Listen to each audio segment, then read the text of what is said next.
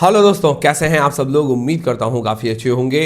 तो दोस्तों, जो वेदांता शेयर है उसके डीमर्जर को लेकर काफी सवाल आ रहे हैं और उसी के साथ डीमर्जर को लेकर काफी टाइम से बातें चल रही है, बट अभी तक आगे कुछ प्रोग्रेस वगैरह नहीं हुआ है।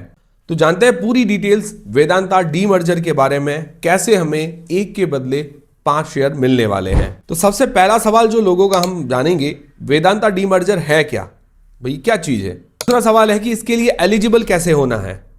तीसरा सवाल है कि इसकी रिकॉर्ड डेट कब है और ये डीमर्जर कब होगा। चौथा सवाल, ओवरऑल कंक्लूजन क्या है और क्या हमें ये शेयर लेना चाहिए, नहीं लेना चाहिए, डीमर्जर में पार्टिसिपेट करना चाहिए, नहीं करना चाहिए। तो शुरू करते हैं वीडियो को। उससे पहले दोस्तों, टेलीग्राम, इंस्टाग्राम, व्हाट्सएप, फेसबुक सबकी लिंक डिस्क्रिप्शन के अंदर ज्वाइन कर लीजिए। टेलीग्राम, व्हाट्सएप चैनल पर आप हाथों हाथ वीडियो का नोटिफिकेशन वगैरह मिल जाता है ताकि कोई भी अपडेट वगैरह मिस ना हो। तो सबसे पहला सवाल कि वेदांता डीमर्जर क्या है। तो देखिए, वेदांता एक शेयर है जो लिस्टेड है और ये metal, mining, oil and gas, power, इस तरह के अलग अलग बिजनेस के अंदर है। और वेदांता शेयर की बात करें तो ये अपने डिविडेंड के लिए भी काफी फेमस है, क्योंकि काफी बढ़िया डिविडेंड देता है वेदांता शेयर। और सबसे बढ़िया और ज्यादा डिविडेंड देने वाले स्टॉक्स के अंदर भी वेदांता जाना जाता है, इसलिए काफी लोग डिविडेंड के लिए भी सिर्फ वेदांता के शेयर को लेते हैं। तो अब इस कंपनी ने ये सोचा था, काफी टाइम से पहले सोच रखा है, इनकी तरफ से अनाउंसमेंट भी आ चुकी है कि जो इनके अलग अलग बिजनेस है इनको अलग अलग से लिस्ट करवाने का। भाई अभी तो सारे जो बिजनेस आते हैं वेदांता के अंदर में आते हैं, मतलब एक ही शेयर लिस्टेड है। अब इनको अलग अलग लिस्ट करवाने के लिए क्या करेंगे कि 5 अलग अलग शेयर लिस्ट करवाने वाले हैं। जिसके पास भी एक वेदांता का शेयर होगा उसको उसके बदले 5 शेयर टोटल मिलेंगे। 5 शेयर कौन कौन से मिलेंगे, ये कौन कौन सी अलग अलग कंपनीज हो सकती है।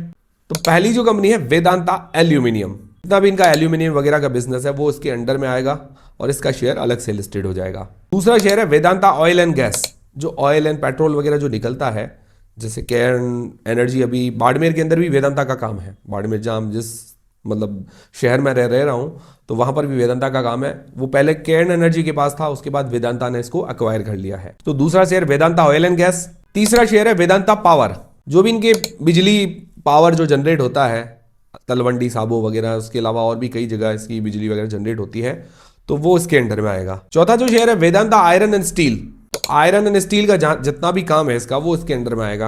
वो ज्यादातर अभी इसका गोवा, कर्नाटका के आसपास काम है। और 5वां शेयर होगा वेदांता लिमिटेड, जो इसकी पेरेंटल कंपनी है। जो अभी शेयर है वही 5वां शेयर होगा। उसके अंदर में क्या आएगा, हिंदुस्तान जिंक है, कॉपर है, और जो नए बिजनेस आने वाले हैं सेमीकंडक्टर वगैरह, वो इसके अंडर में आएंगे। तो ये जो 5 शेयर है, ये क्या होगा कि जिसके पास एक शेयर होगा उसके बदले इसको 5 शेयर मिलेंगे, मतलब अलग अलग। और जैसे मान लो कैसे होगा डिवाइड, कि भाई 500 का भी शेयर है वेदांता का, तो मान लो अगर बराबर मार्केट कैप रहा तो क्या है कि 100 रुपए के 5 शेयर हो जाएंगे। और इसकी वैल्यू बाद में डिसाइड होगी, जो भी इनकी वैल्यू अनलॉक वगैरह जो मार्केट कैप है वो बाद में डिसाइड होगा कि किसकी वैल्यू ज़्यादा किसकी कम है। कुल मिला के अगर आपके पास 500 रुपए का शेयर है तो उसके बदले पूरे 500 रुपए के ही शेयर मिलेंगे, ज़्यादा नहीं मिलेंगे ना कम मिलेंगे। कुछ लोग सोच रहे होंगे कि भी 500 का शेयर है, बाद में 5 शेयर मिलेंगे 2500 के हो जाएंगे, ये नहीं होगा। 500 की शेयर है तो आपको 500 का ही मिलेगा और कुछ नहीं होगा। ये शेयर है, उसके टुकड़े हो रहे हैं, समझे मेरी बात को। मतलब ये कागज़ है, कागज़ के हमने 5 टुकड़े कर दिए बराबर, उस तरह से हो रहा है कि शेयर के भी 5 टुकड़े हो रहे हैं। तो पहला सवाल क्लियर होगा कि भाई वेदांता का शेयर, जिसके पास एक वेदांता का शेयर होगा उसके बदले उसको 5 शेयर मिलेंगे। तो ये पहली चीज क्लियर है। दूसरा सवाल लोगों का है, इसके लिए एलिजिबल कैसे होना हमको, भाई ये शेयर 5 कैसे मिलेंगे, कैसे डीमर्जर के अंदर हम पार्टिसिपेट कर पाएंगे। तो एलिजिबल होने के लिए सिंपल क्या चीज है कि आपके पास एक वेदांता का शेयर होना चाहिए। एक वेदांता का शेयर होगा तो उसके बदले आपको 5 शेयर मिल जाएंगे। आपके पास 100 शेयर होंगे तो आपको 500 शेयर मिलेंगे, मतलब 100 अलग अलग कंपनीज के 500 शेयर मिल जाएंगे टोटल। और ये शेयर कब लेना होगा वेदांता का शेयर, जब हमें ये मिलेगा, तो ये लेना होगा आपको रिकॉर्ड डेट से पहले। ये आपको चीज़ पहले ध्यान में रखनी होगी। अभी आपके पास है या पहले से ही आपके पास पड़ा है तो कोई दिक्कत नहीं है, और रिकॉर्ड डेट तक भी होगा तब भी कोई दिक्कत, तब भी आपको मिल जाएंगे। पर रिकॉर्ड डेट तक आपके डीमेट अकाउंट के अंदर ये शेयर होने चाहिए, तब आप वेदांता डीमर्जर के अंदर पार्टिसिपेट कर पाओगे या आपको डीमर्जर के जो शेयर हैं वो मिलेंगे। तो आपका तीसरा सवाल होगा कि ये रिकॉर्ड डेट कब है, इसका डीमर्जर कब होगा। तो देखिए दोस्तों, अभी तक रिकॉर्ड डेट वगैरह कुछ भी अनाउंस नहीं हुई है, फिक्स अनाउंसमेंट नहीं है।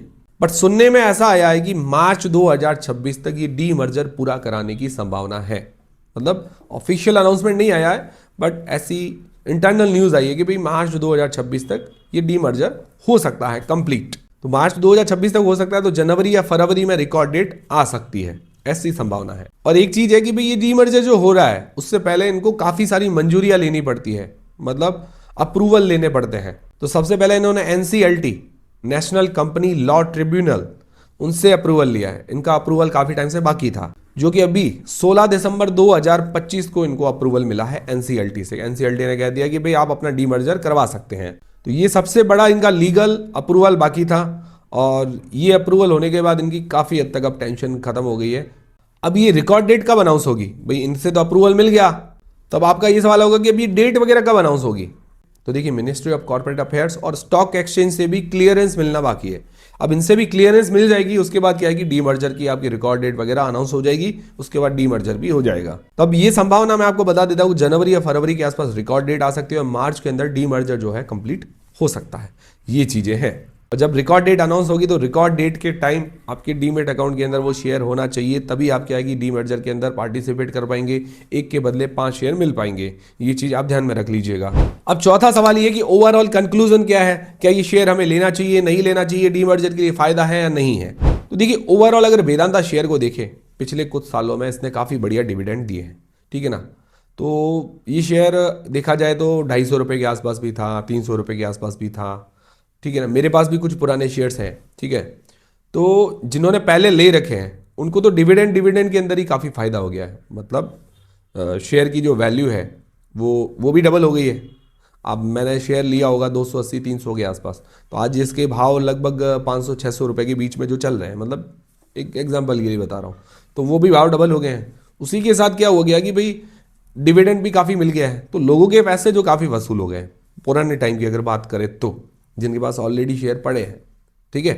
अब काफ़ी लोग नया लेना चाह रहे होंगे या जिनको थोड़ा इंटरेस्ट आ रहा होगा वेदांता डीमर्जर के अंदर, तो अभी शेयर का भाव एग्जैक्ट लगभग 550-600 के बीच में चल रहा है, ठीक है। कंपनी को अगर देखें तो कंपनी फाइनेंशियली प्रॉफिट के अंदर है, मतलब रेवेन्यू और प्रॉफिट के अंदर ग्रोथ दिखा रही है साल दर साल, ये चीज़ है। बट एक दिक्कत है कि भी जो इसकी प्रमोटर की होल्डिंग है वो है 56.38% की, ठीक है। वो पूरी की पूरी प्लेज्ड है।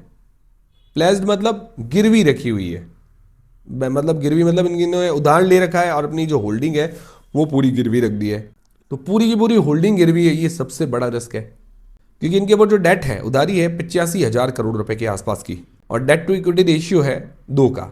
तो ये जो क्या है काफ़ी ज़्यादा है भाई। 1 का भी डेट टू इक्विटी रेशियो बहुत ज़्यादा होता है, 2 तो बहुत ज़्यादा है। ये 2 बड़े रिस्क है। तो इस कंपनी को अपना डेट पे करना पड़ेगा, अपनी जो प्लेज होल्डिंग है उसको छोड़ानी पड़ेगी, तब क्या है कि कंपनी रिस्क फ्री हो पाएगी। बाकी ओवरऑल जो ये बिजनेस वगैरह है ये काफ़ी अच्छे हैं, मतलब डिमांडिंग बिजनेस है और सदाबहार बिजनेस है, बिजनेस काफ़ी बढ़िया है, नो डाउट। मेन चीज़ ये है कि अपना डेट पे करे, होल्डिंग छोड़ाए तो ज़्यादा बढ़िया है। और देखा जाए तो डेट काफ़ी सालों से है, हालांकि अभी तक इतनी दिक्कत हुई नहीं है, ये डिविडेंड वगैरह भी पे कर रही है, तो लोगों के पैसे तो वसूल हो चुके हैं जो पुराने से लेके बैठे हैं। बट अभी नए लेंगे उनके लिए मैंने आपको जो 2 रिस्क है वो साथ में मैंने आपको बता दी कि ये 2 रिस्क साथ में है। तो ये थी सारी जानकारी वेदांता के डीमर्जर को लेकर। बाकी मेरी तरफ से कोई बाय सेल का रेकमेंडेशन नहीं है, जो भी आप डिसीजन बनाएं अपनी रिस्क और अपना एनालिसिस लगा के ही बनाएं। तो उम्मीद करता हूं हमारा वीडियो, हमारी जानकारी आपको पसंद आई होगी। और भी कोई क्वेरी हो तो कमेंट करके जरूर बताइएगा। वीडियो पसंद आया, सारे डाउट्स क्लियर हुए हैं तो वीडियो को लाइक जरूर करें, चैनल को सब्सक्राइब कर लें। मिलते हैं दोस्तों अगले वीडियो के अंदर।